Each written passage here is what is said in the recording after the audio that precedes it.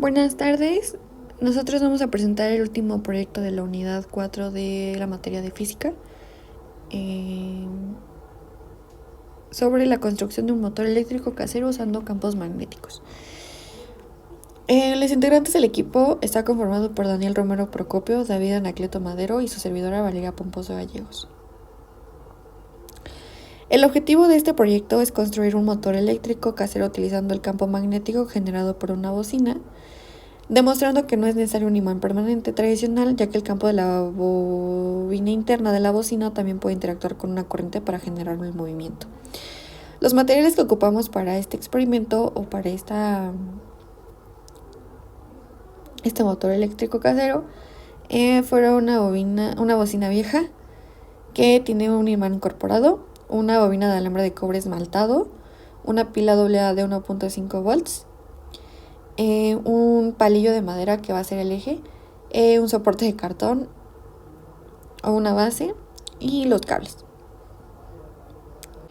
La bocina funciona internamente con una bobina móvil y un imán permanente. Cuando una corriente pasa por su bobina se genera un campo magnético que vibra para producir sonido. En este caso reutilizamos ese campo magnético para que interactúe con una nueva bobina enrollada en nuestro eje.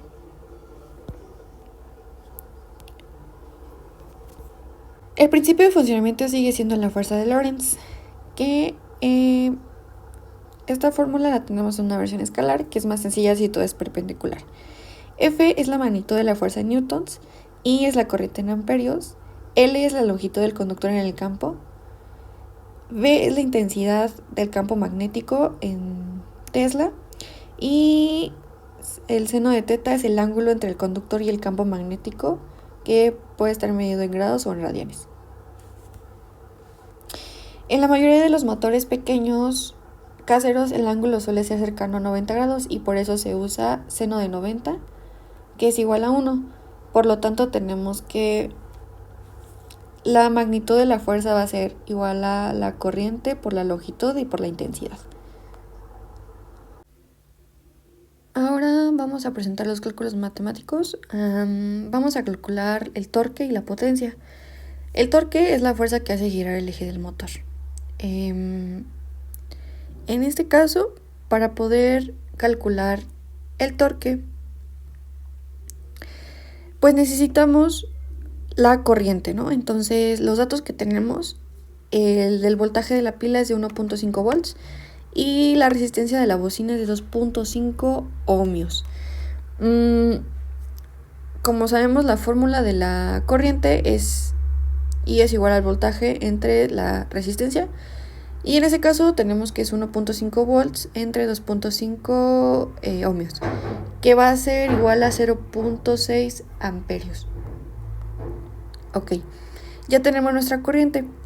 Ahora vamos a calcular,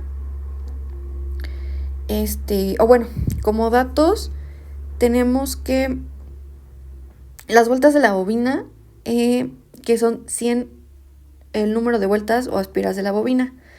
No son newtons, son el número de vueltas.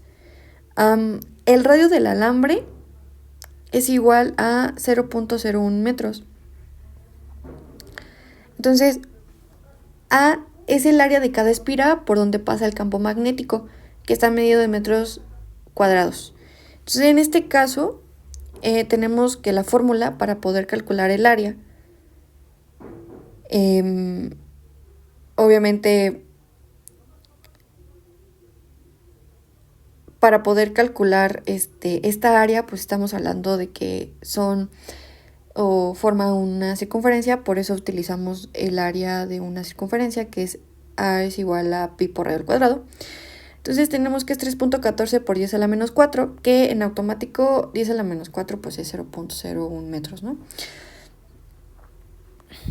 Ok, el campo magnético aproximado generado por la bocina es de 0.2 Tesla.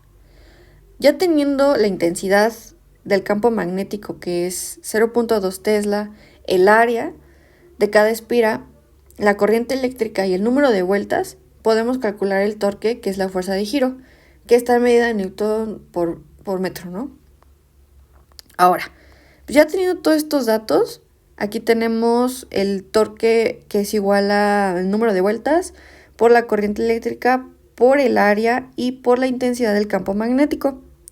Entonces tenemos que es 100 vueltas por 0.6 amperios por el área, que pues básicamente es 3.14 por 10 a la menos 4, y por 0.2 Tesla, que es básicamente la intensidad del campo magnético.